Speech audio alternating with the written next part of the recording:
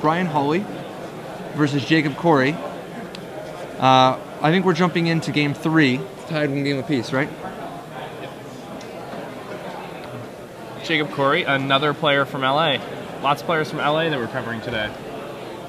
LA is a pretty nice legacy scene. All right, yeah. I had no idea. Yeah, and what about Hawley, Bryan Hawley? We have no idea what he's playing yet, do we? I do not know. Yeah, how far are we from LA anyway? 3.5, 4 hour drive. That's not too bad at all. Yeah, I mean, if you're a dedicated legacy player and there's one of these opens within 4 hours driving, it seems like a reasonable trip.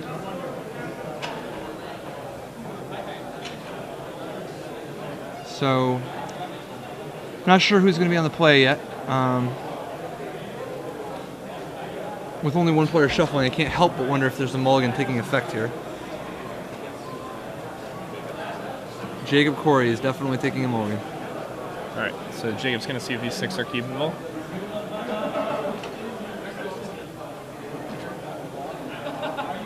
All right, and Jacob has a very good 6, leaning back in his chair, sign of strength. Still don't know what they're playing yet, but Tropical Island versus Windswept Heath probably means it's the Tropical Island mirror. Respect that, and yes. See, Stoneforge Mystic is that Bant. It might just be like a green-white deck. It looked like it was Bant. Maybe it's just green-white though. Oh yeah. You don't just fetch up planes out of nowhere if you're playing Bant.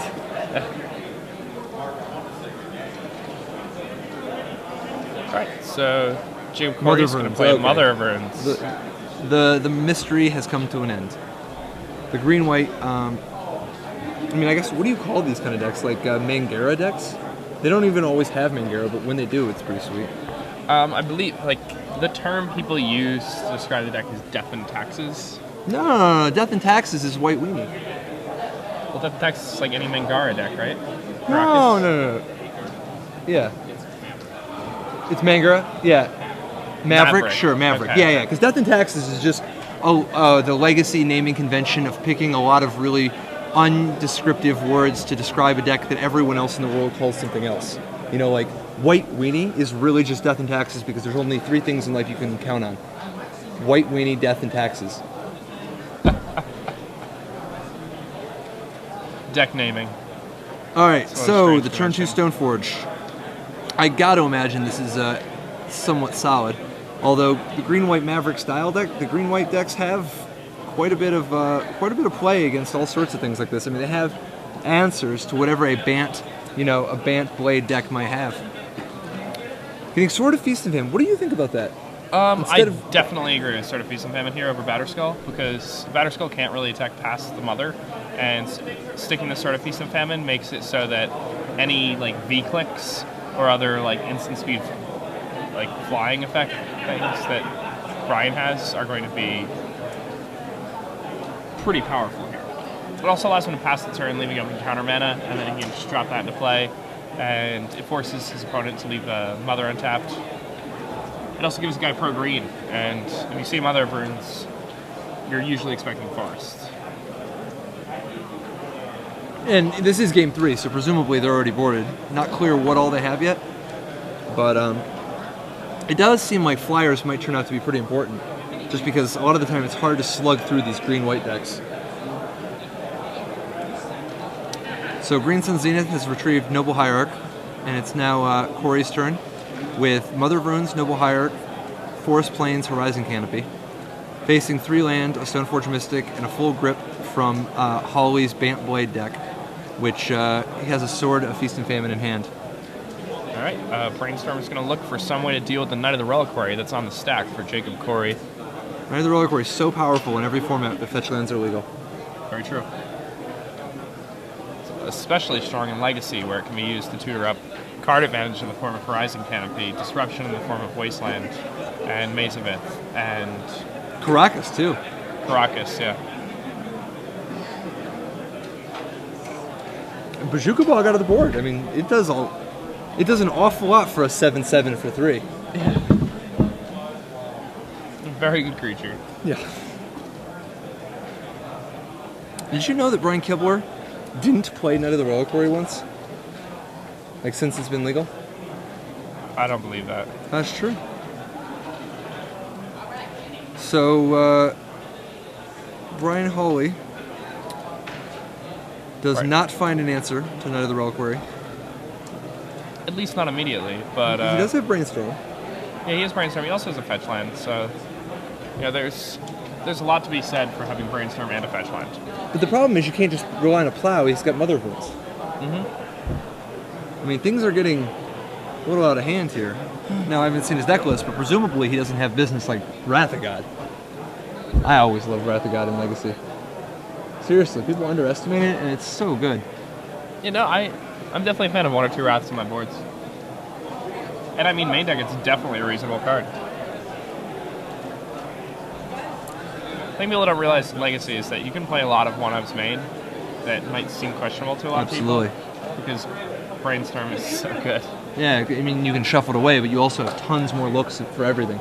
You're jacing, you're pondering, you're preordaining, you're brainstorming, whatever it is you're doing. You're looking at a hell of a lot of cards.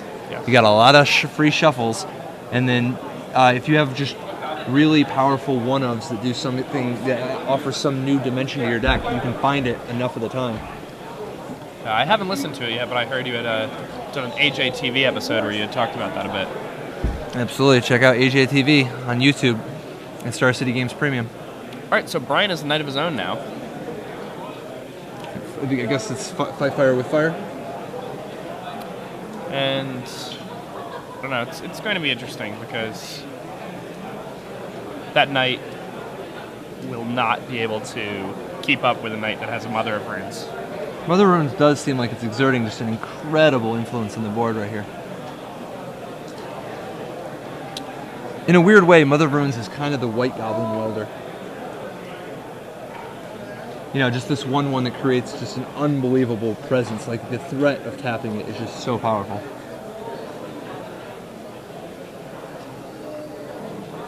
In a lot of ways, it's like the original Spellskite, but it takes multiple cards to kill it. Sudden Death deals with it. So, Kory, plowing. It would appear Path to Exile? Yeah, Path to Exiling Hawley's Night of the Reliquary. And you know what? I can't blame him. Plows and Paths, both so good in Legacy right now. Now, Jacob's definitely going to activate his Mother of Runes here and protect the knight. Perhaps not. No, it's the other way. Oh. Hawley lost his Night of the Jacob Reliquary. was the one pathing, okay. Yeah.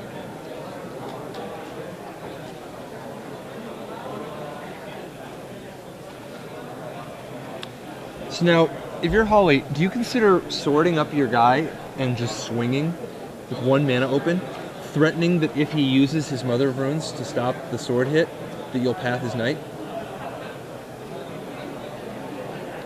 Seems reasonable.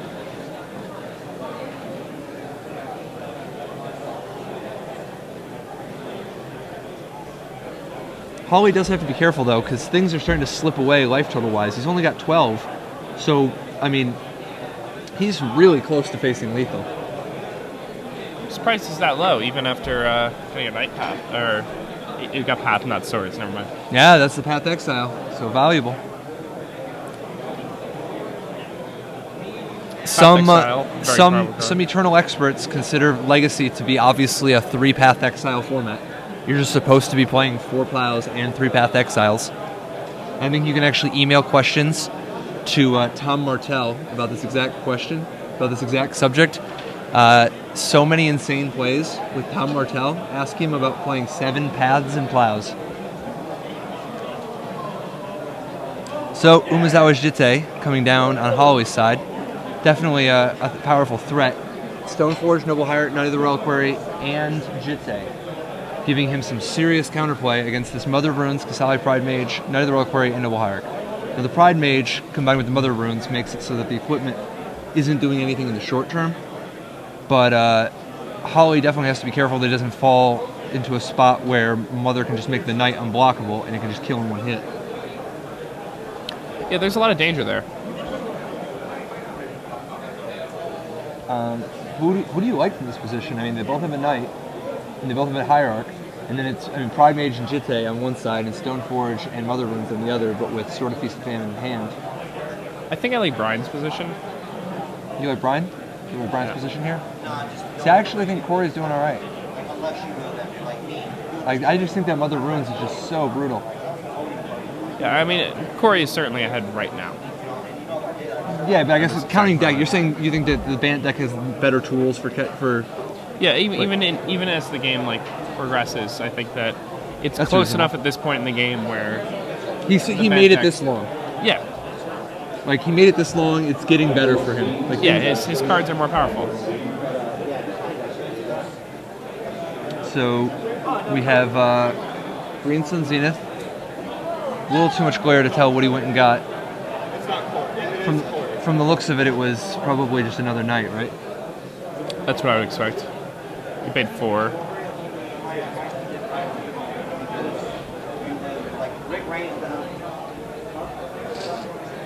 Oh, is it a Scrib Ranger? Oh, it is a Scrib Ranger, just to use his knight twice now, or potentially use his Mother Runes. I've been beaten by Scrib Ranger a few times now. Yeah. Michael Jacob would be proud. That's Michael Jacob's favorite. Did the knight swing? No. There's no way the knight could have bashed. I had to be just searching. Alright, so Hawley draws his card and considers his options. Alright, we're going to have to see... Yeah, the knight did just swing. Oh no, that's the Pride Mage. The Pride Mage just swung. And it's swinging him for 4, so... Yeah. And Hawley, every day he's shuffling. It would appear that he's been learning this move from Bryan Kilgore. He shovels pretty fast. I have seen it. Yeah, I saw the original documentary thing, and then I saw the remake thing on YouTube. I really appreciated that. I was gonna say, yeah, he definitely shovels fast, about 132 beats per minute, right? 130 beats per minute. It's every day I'm shuffling. All right. Spent a lot of time shuffling cards. Hawley still considering his options, still shuffling his hand. I swear, there is nothing Legacy players like doing more than shuffling. Other than, I guess, brainstorming, of course. But one of the best parts about brainstorming is getting the shuffle afterward. Of course. Definitely. Hawley's trying to figure out how to make progress here, because now he's facing down the threat of double knight or double Mother Runes. He's on a real short clock. I mean, he doesn't have a lot of life total to work with. He's kind of locked out of using equipment.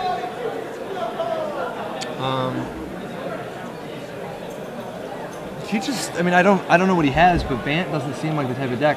Like a Bant creature deck doesn't seem like the type of deck that's well equipped to fight a Mother of Runes. Alright, just going to go ahead and use his Wasteland on Horizon Canopy. Use this opportunity while his opponent has no other mana and cannot sacrifice it to draw a card. I love the Green Sun Zenith and Jacob Kory's deck so much. Seems like... Okay, wait, we're getting to a moment of truth. Path to Exile on the Mother of Runes. Mother of Runes gains protection from white. Yeah. Now he's going to be able to equip the Jit, which will... get some counters. Yeah. And there's no mana. Wow, Kory didn't tap his Horizon Canopy for a colorless mana. I guess it wouldn't have mattered. You go into... No, because you got to equip. That's interesting. Was this a mistake? Was he supposed to use his Pride Mage now and just hit the Jit? Is he even going to use the Jit? Why would he not use the Jit? Oh, he did float the mana. Oh, he did float the mana. Okay.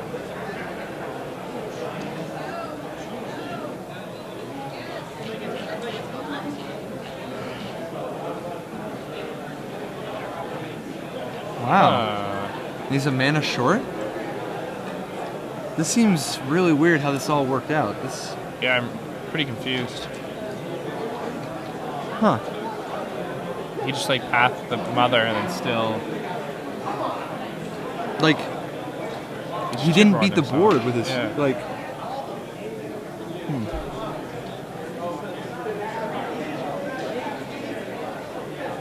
I mean, instead of, I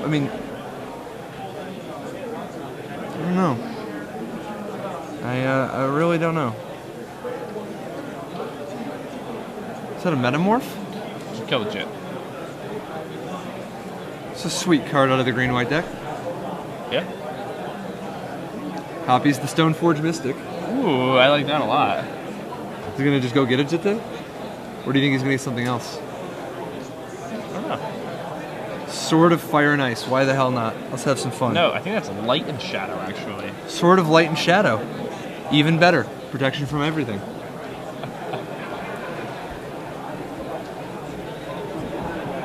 Legacy is freaking sweet.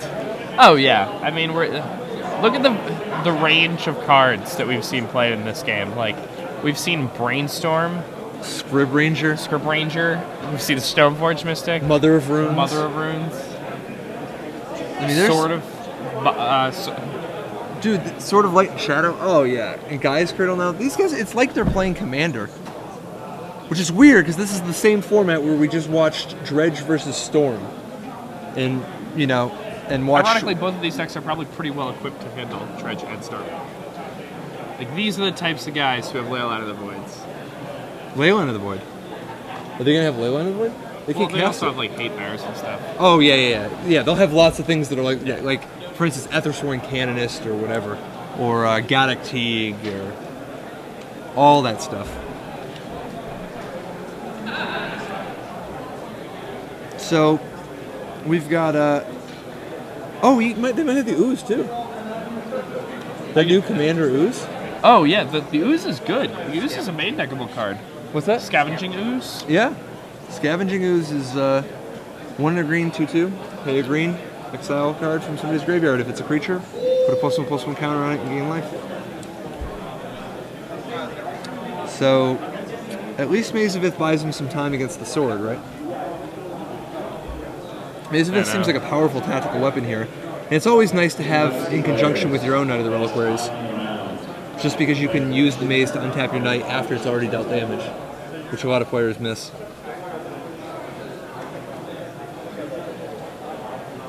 Yeah, I mean, one of the best plays from the junk decks that did well before Mental Misstep was around was the ability to Maze with their own Knight and be able to apply, like, just wastelanding people into oblivion,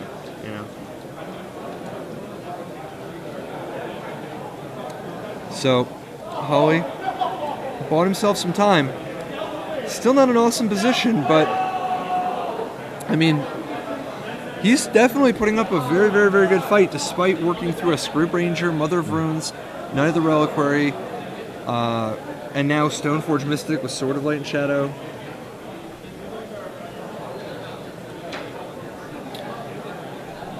Yeah, it's going to be a rough one.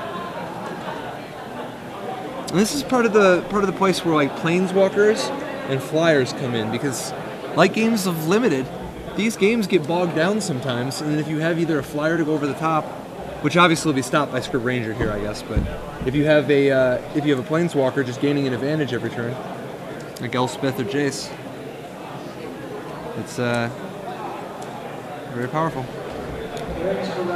So we have another Stoneforge Mystic. And now maybe the whole thing with the Sword of Feast and Famine was just a ploy to eat. Oh, that's tough. So he does not have Batterskull in his deck anymore. So he has no target at all. Huh.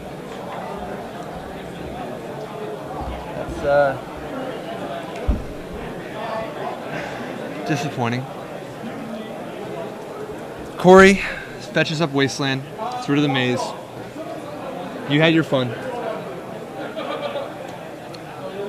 The board is about to fall much further behind for Hawley.